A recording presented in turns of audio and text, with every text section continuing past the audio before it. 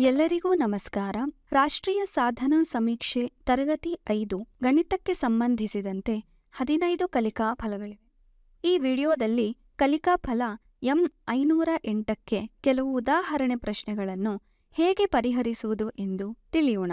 ಈ ಕಲಿಕಾ ಫಲವು ಭಿನ್ನರಾಶಿಗಳನ್ನು ದಶಮಾಂಶಗಳಾಗಿ ಪರಿವರ್ತಿಸುವುದು ಮತ್ತು ದಶಮಾಂಶಗಳನ್ನು ಭಿನ್ನರಾಶಿಗಳಾಗಿ ಪರಿವರ್ತಿಸುವುದು.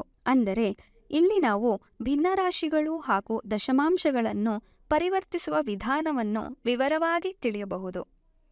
ಈ ಉದಾಹರಣೆ ಪ್ರಶ್ನೆಗಳು ಟೀಚೋಪಿಯಾದಲ್ಲಿರುವ ನ್ಯಾಸ್ ಅಭ್ಯಾಸ ಪುಸ್ತಕದಿಂದ ತೆಗೆದುಕೊಳ್ಳಲಾಗಿದೆ. ಇದರಲ್ಲಿ ಮೊದಲನೆಯ ಉದಾಹರಣೆ ನೋಡೋಣ.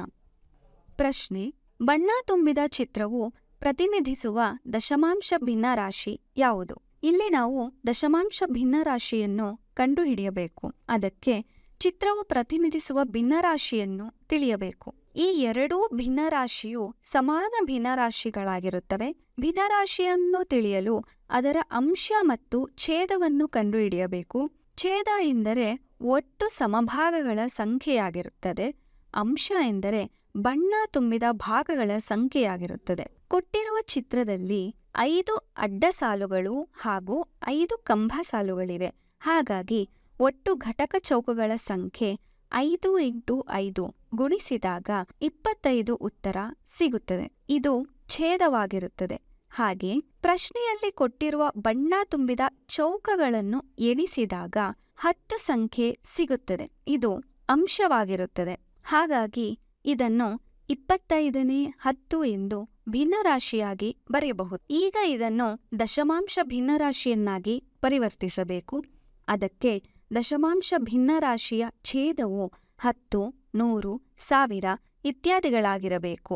ಹಾಗಾಗಿ 25ನೇ 10ನ್ನು 4ರಿಂದ ಗುಣಿಸಿದಾಗ ನಮಗೆ 100ನೇ 40 ಭಾಗ ಸಿಗುತ್ತದೆ. ಇದನ್ನು ದಶಮಾಂಶ ಭಿನ್ನರಾಶಿಯಾಗಿ ಬರೆಯಲು ಛೇದ 100 ಇದ್ದರೆ ಅಂಶದಲ್ಲಿರುವ ಸಂಖ್ಯೆಗೆ ಬಲದಿಂದ ಎಡಕ್ಕೆ 2 ಅಂಕಿಗಳ ನಂತರ ಬಿಂದುವನ್ನು ಇಡಬೇಕು. ಆಗ ನಮಗೆ 0.40 ಉತ್ತರ ಸಿಗುತ್ತದೆ. ಅಂದರೆ ಆಪ್ಷನ್ ಎ ಉತ್ತರವಾಗಿರುತ್ತದೆ. ಈ ರೀತಿ ಈ ಪ್ರಶ್ನೆಯನ್ನು ಪರಿಹರಿಸಬಹುದು. ಇದರಲ್ಲಿ ಮಕ್ಕಳು ಮಾಡಬಹುದಾದ ತಪ್ಪುಗಳೇನೆಂದರೆ 25ನೇ 10 ಎಂದು ಸಿಗುವ ಉತ್ತರವನ್ನು ಅಲ್ಲಿಯೇ ನಿಲ್ಲಿಸಿ ಅದನ್ನು ಪರಿಗಣಿಸುವ ಸಾಧ್ಯತೆ ಇದೆ. ಆದರೆ ಪ್ರಶ್ನೆಯಲ್ಲಿ ದಶಮಾಂಶ ಭಿನ್ನರಾಶಿ ಎಂದು ಕೇಳಿರುವುದರಿಂದ ಅದನ್ನು ಪರಿವರ್ತಿಸಿ ಬರುವ ಉತ್ತರವನ್ನು ಪರಿಗಣಿಸಬೇಕು. ಈ ರೀತಿ ಉತ್ತರವನ್ನು ವಿವರವಾಗಿ ನೋಡಬಹುದು. ಇಲ್ಲಿ ಮಕ್ಕಳು ಚೌಕಗಳನ್ನು ಎಣಿಸುವಾಗ ತಪ್ಪು ಮಾಡಬಹುದು. ಅದನ್ನು ಗಮನಿಸಬೇಕು. ಇಲ್ಲಿ ನಮಗೆ ಬಣ್ಣ ತುಂಬಿದ ಭಾಗಗಳನ್ನು ಎಣಿಸುವಾಗ ಮಕ್ಕಳು ತಪ್ಪು ಮಾಡುವ ಸಾಧ್ಯತೆಗಳಿರುತ್ತದೆ. ಅದನ್ನು ಸಹ ಗಮನಿಸಬೇಕು. ಇಲ್ಲಿ ಅಂಶವನ್ನು ಛೇದವಾಗಿ ಹಾಗೂ ಛೇದವನ್ನು ಅಂಶವನ್ನಾಗಿ ಬದಲಿಸಿ ಬರೆಯುವ ಸಾಧ್ಯತೆಗಳಿರುತ್ತದೆ. ಅದನ್ನು ಸೂಕ್ಷ್ಮವಾಗಿ ಗಮನಿಸಬೇಕು. ದಶಮಾಂಶ ಭಿನ್ನರಾಶಿಯಲ್ಲಿ ಛೇದ 10, 100, 1000 ಇತ್ಯಾದಿಗಳಾಗಿರಬೇಕು.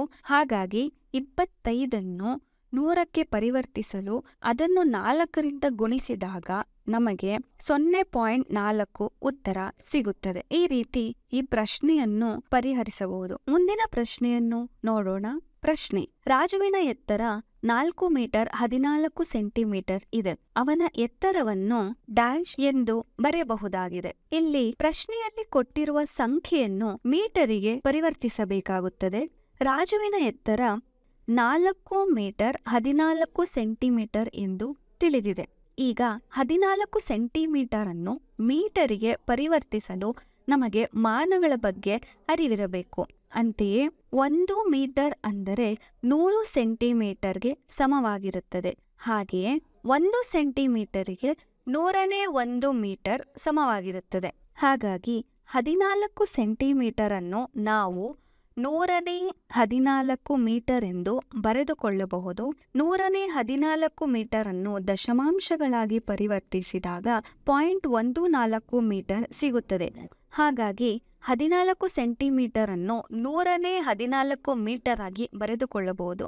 ಈಗ ಇವೆರಡನ್ನು ಕೂಡಿದಾಗ ನಮಗೆ ಸಿಗುವ ಉತ್ತರ 4.14 ಮೀಟರ್ ಆಗಿರುತ್ತದೆ. ಅಂದರೆ ಆಪ್ಷನ್ ಬಿ ಸರಿಯಾದ ಉತ್ತರವಾಗಿರುತ್ತದೆ. ಇಲ್ಲಿ ಮಕ್ಕಳು ಮಾನಗಳನ್ನು ಪರಿವರ್ತಿಸುವಾಗ ತಪ್ಪು ಮಾಡುವ ಸಾಧ್ಯತೆ ಇರುತ್ತದೆ.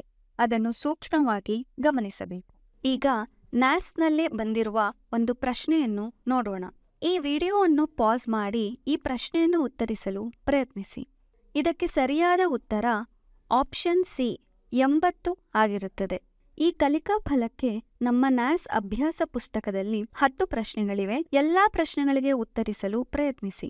ಈ ಎಲ್ಲಾ ಪ್ರಶ್ನೆಗಳ ಉತ್ತರಗಳು ಟೀಚೋಪಿಯಾ ಆಪ್ನಲ್ಲಿ ಲಭ್ಯವಿರುತ್ತವೆ. ಇನ್ನೂ ಹೆಚ್ಚಿನ ಪ್ರಶ್ನೆಗಳಿಗಾಗಿ ನಮ್ಮ ಟೀಚೋಪಿಯಾದಲ್ಲಿ ಸಿಗುವ ತರಗತಿ 5ರ ಅಭ್ಯಾಸ ಹಾಳೆ ಹಾಗೂ PBLಗಳನ್ನು ಬಳಸಿಕೊಳ್ಳಿ. ಧನ್ಯವಾದಗಳು.